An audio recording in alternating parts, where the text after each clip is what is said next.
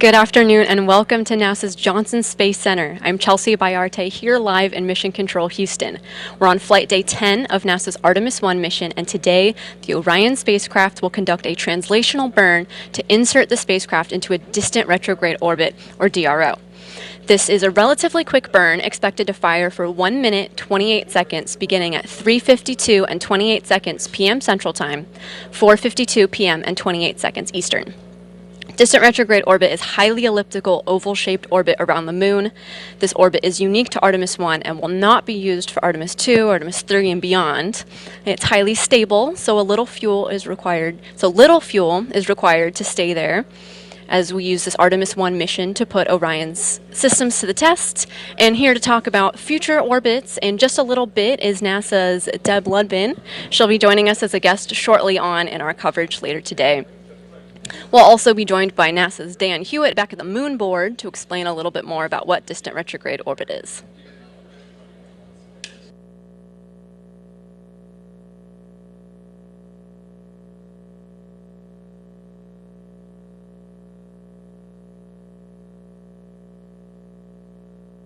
We're here live in Mission Control's white flight control room with NASA Flight Director Rick LeBrode at the helm, overseeing a team of flight controllers who are getting ready for the distant retrograde orbit insertion burn. This is the same building as the International Space Station's flight control room, but it's a separate room dedicated to overseeing Artemis missions.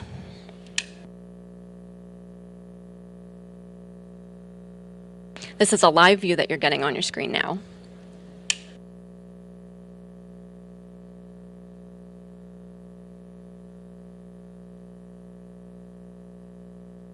So let's talk a little bit more about how we got to this point.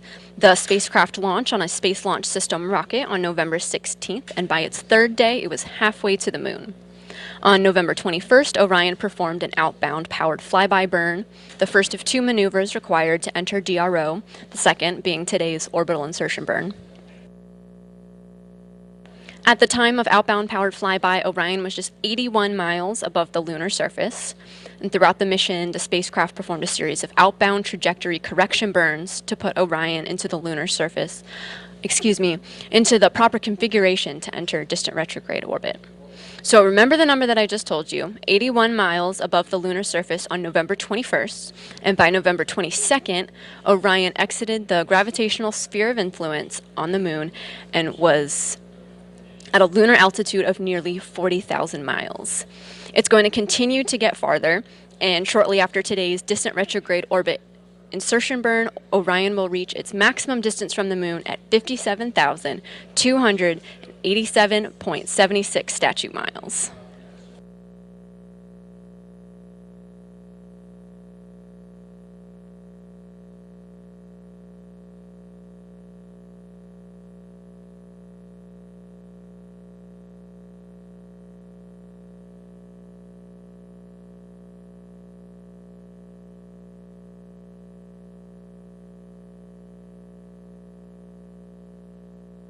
Tomorrow, November 26th, Orion will pass the distance record for the human-rated spacecraft originally set by Apollo 13. That record is 248,655 miles away from the Earth. Orion is expected to break that record at 7:40 a.m. Central, 8:40 a.m. Eastern tomorrow. If you want to hear a little bit more about that, head over to @NASA's Twitter feed or the Artemis blog, where you can listen to an in-depth audio-only conversation about the milestone with guests like Apollo Flight Director Jerry Griffin, Artemis's Najude Moranci, and more.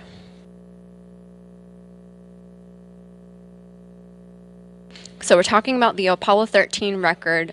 We know that Apollo 13 traveled, here's that number again, 248,655 miles away from the Earth, and Orion will break that record on November 26th, but Orion isn't going to stop there. It's going to continue on to its maximum distance from the Earth, reaching approximately 272,514.9 miles away from the Earth on November 28th.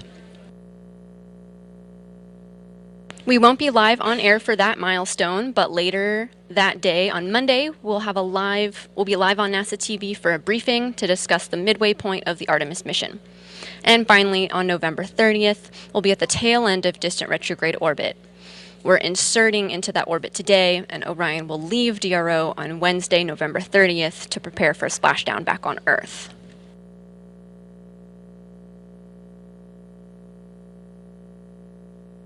So that was a lot of numbers and dates that I just gave you. We're talking about Orion's distance from the Earth, but also Orion's distance from the lunar surface.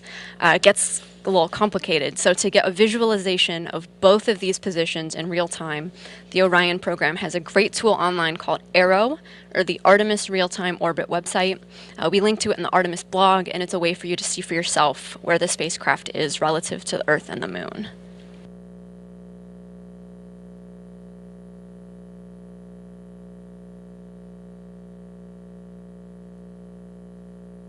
On your screen now is a look at Arrow. This is what it would look like on your browser.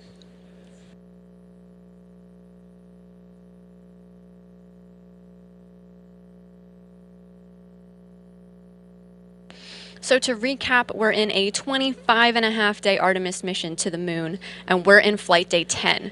So far in the mission, Artemis performed an outbound, powered flyby of the Moon and reached its closest approach to the Moon, and then it moved further away from the surface of the Moon and exited the lunar sphere of influence.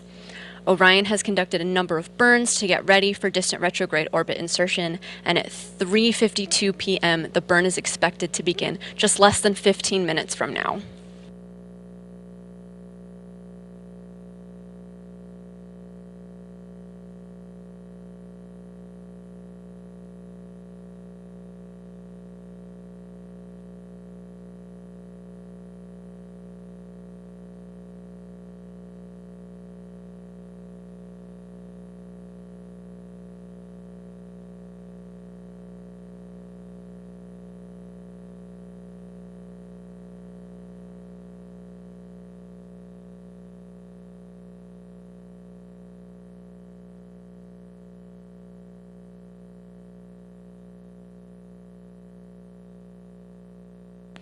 So today, the milestone for the Orion spacecraft that we're talking about today is the burn to get into a distant retrograde orbit, the distant retrograde orbit insertion burn. So to talk a little bit more about this orbit, let's go to Dan Hewitt at the Moon Board, who can explain a little bit more about what it's all about.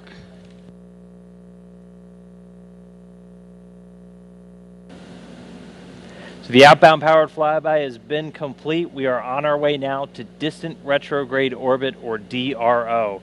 Now we're going to do a maneuver to put ourselves into this orbit and to maintain it. We're going to be about 38,000 miles away from the lunar surface as we orbit around. That's part of why we're calling it distant. And we call it retrograde because the Moon orbiting the Earth in this direction, and then we're entering into our orbit in this direction. Opposites, retrograde. Now we're choosing this orbit because it's extremely stable. It doesn't cost a lot of fuel to maintain your position there, and that gives all of our engineers, our flight controllers, the chance to really learn about Orion systems in deep space. We'll learn about flying a spacecraft farther than we've ever sent one intended for humans. We're going beyond anywhere we ever went for Apollo. And so we're going to be in that orbit, test out all of those systems. Eventually we'll do a maneuver to break out of that, do another flyby and come home. But for now, looking forward to getting into DRO and really getting our chance to learn about Orion on this Artemis 1 flight.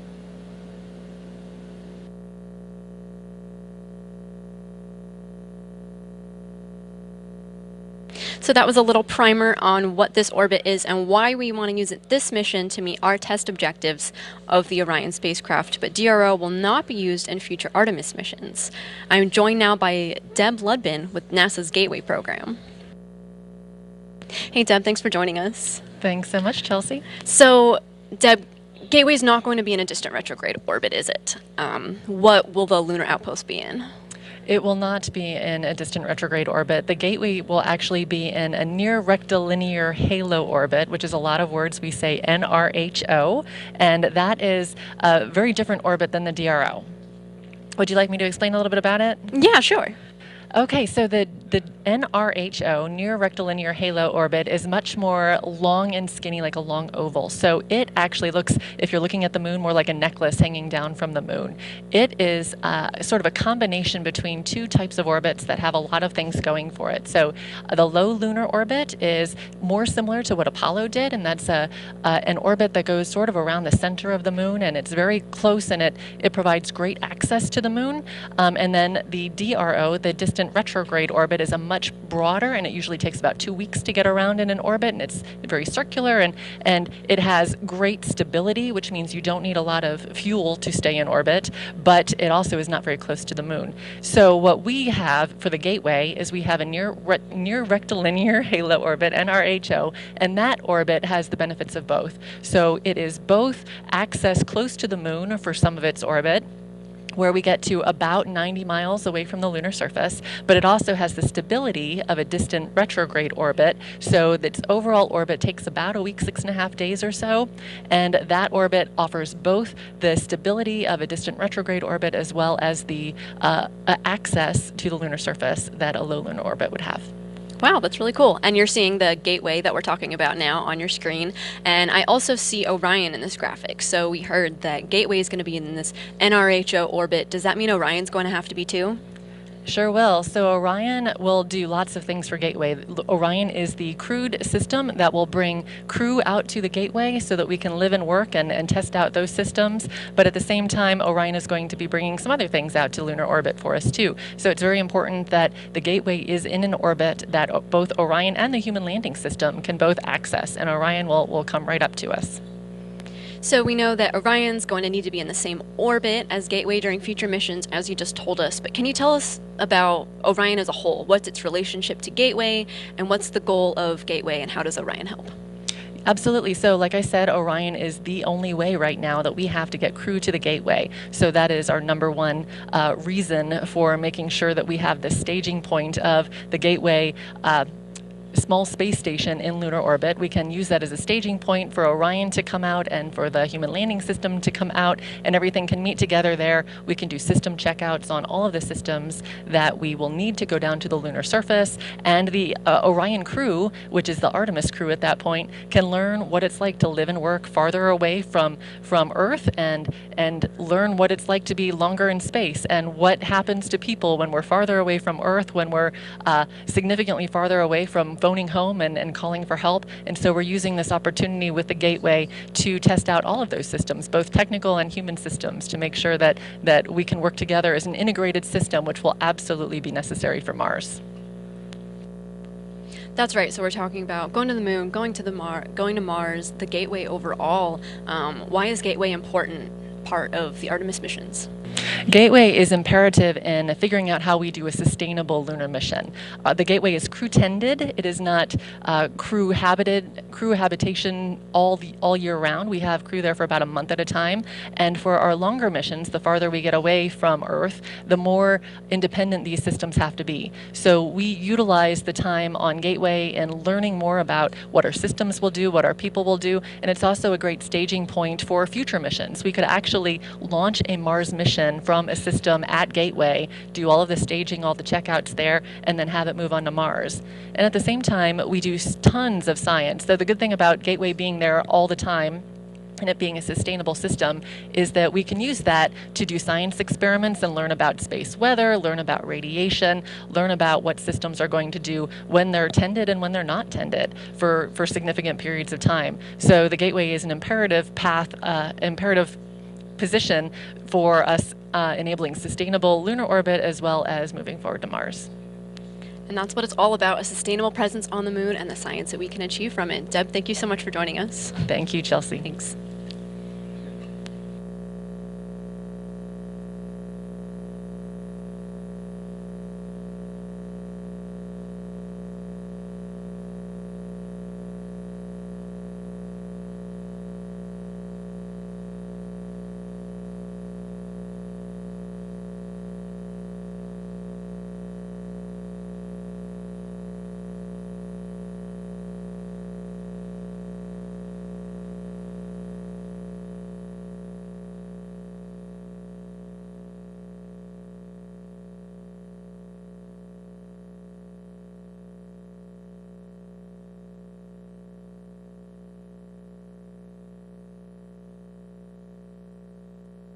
We're now coming up on about 6 minutes left until the burn.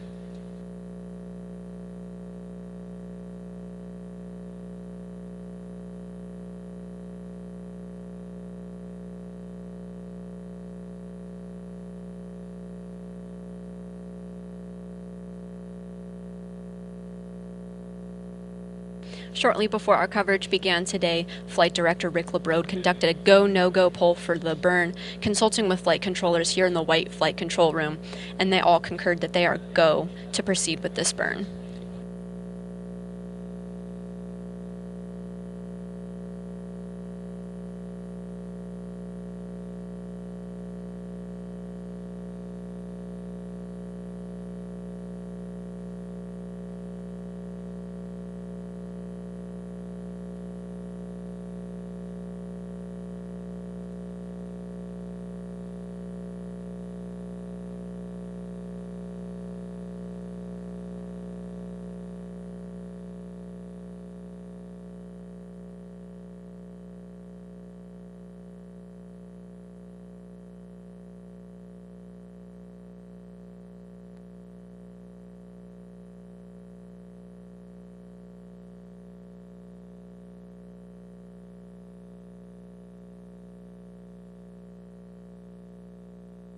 This distant retrograde insertion burn is expected at 3:52 p.m. Central Time, 4:52 p.m. Eastern. It's going to fire for 1 minute and 28 seconds.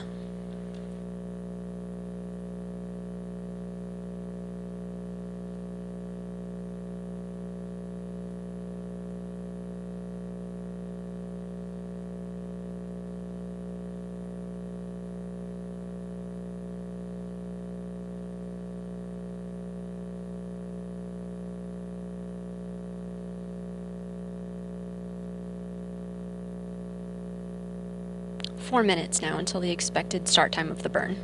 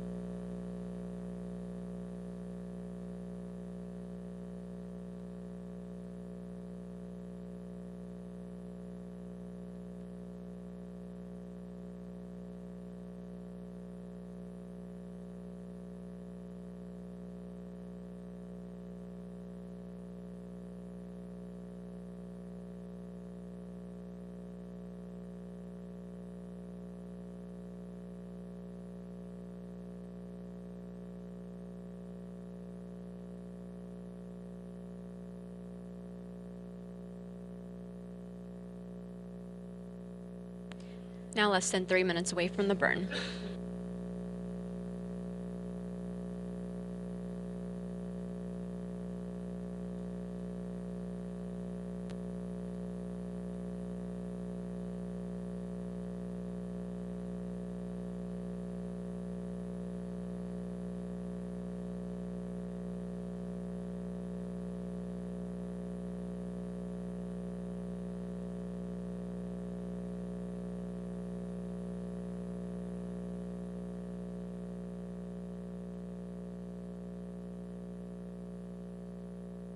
You're looking now at an animation of the Orion spacecraft. We intermittently have live views of the Orion spacecraft from its onboard cameras when they're available to us. It's still to be determined whether we'll get live views during this burn or not.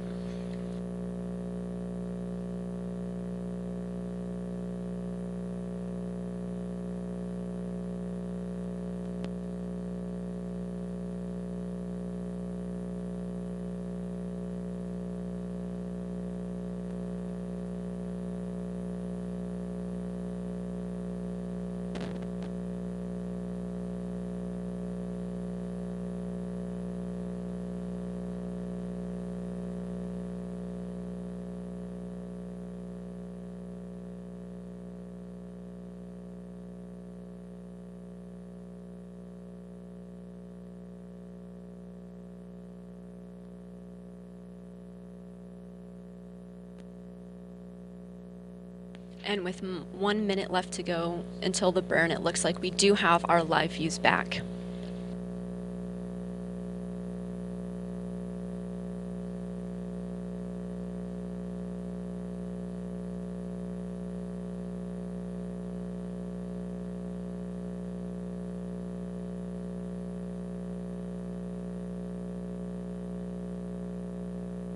"30 seconds away from the expected start of the burn."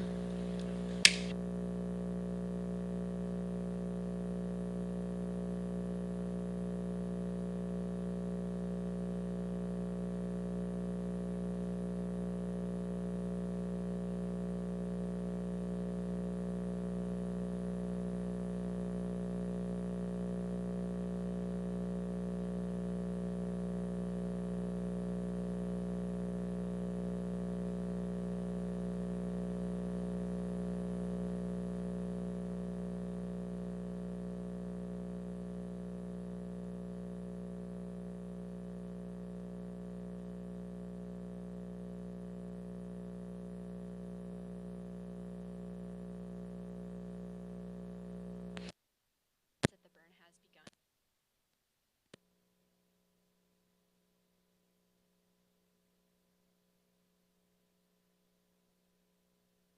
The burn is nominal so far.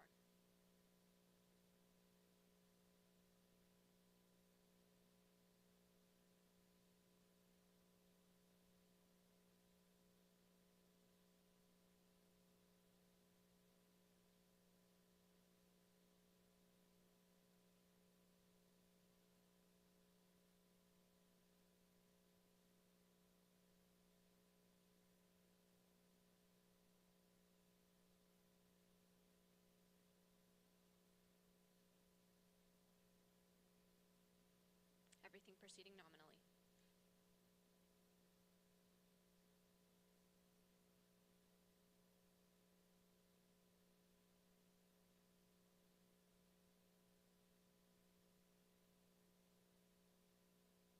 We're continuing to hear good callouts from flight controllers monitoring the burn.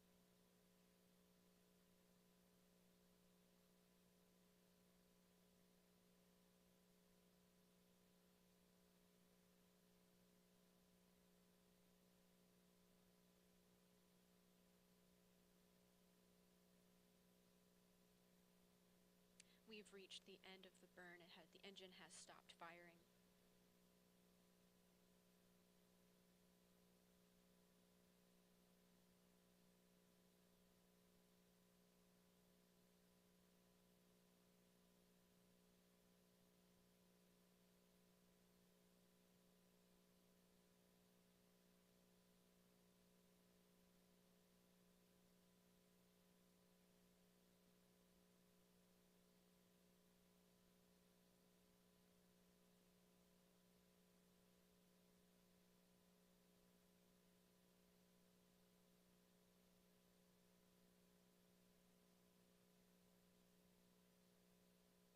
You're getting live views from Mission Control now. We received good callouts of the burn while the burn itself was going on.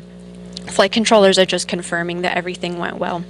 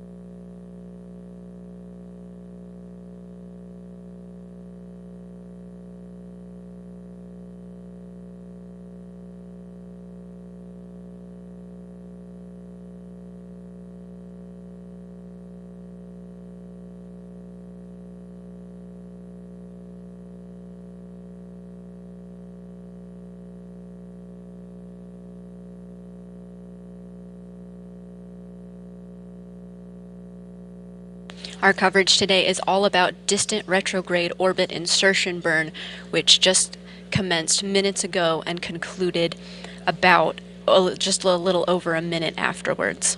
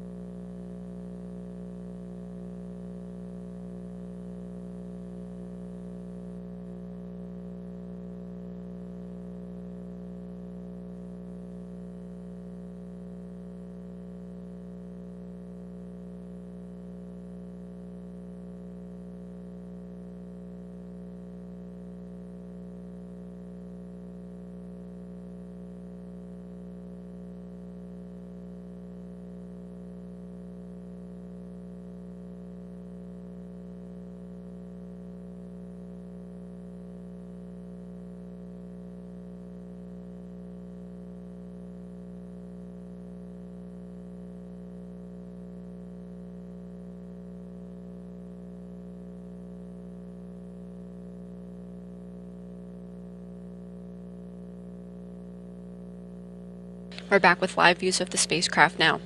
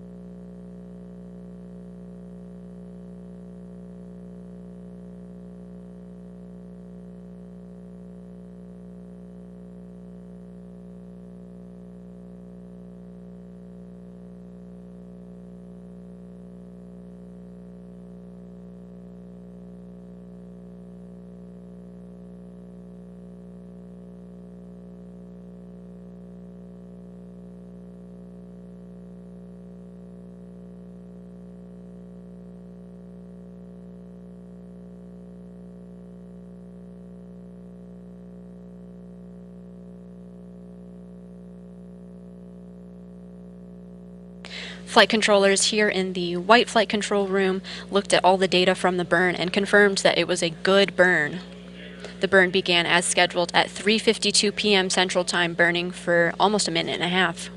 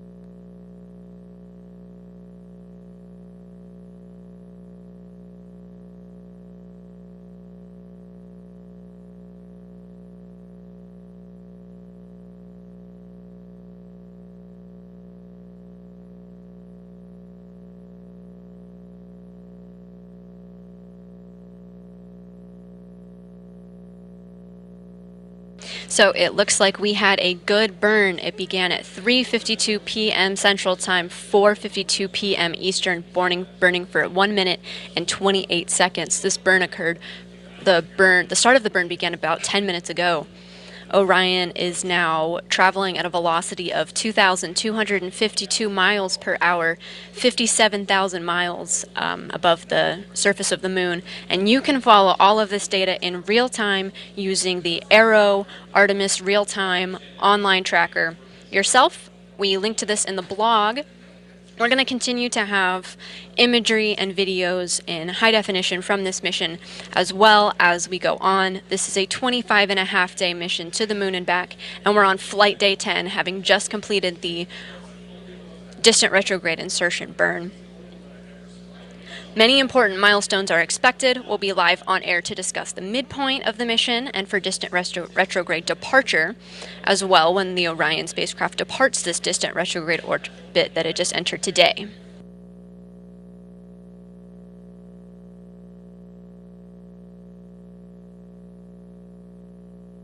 Until then, the next milestone that we have coming up will actually focus on the International Space Station.